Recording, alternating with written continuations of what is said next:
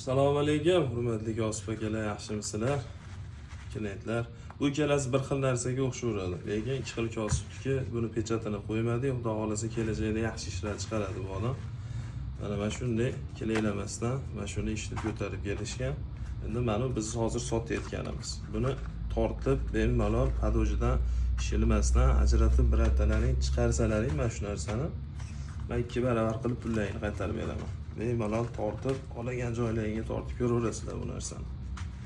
5 xil rasvetkasi bor bu narsani. Biz sotyapmiz. Biz kimgadir g'ilobatchiligimiz yo'q. Abdulboriy videosini ko'rib, ayrim kosiblarimiz arzon narsa, unaqa arzon narsa, bunaqa deyishibdi. Yo'q. Hunar bir xil bo'lishi mumkin. Muhabbat bilan qiladiganı bor. O'zi shunchaki pul topish uchun qiladiganı bor.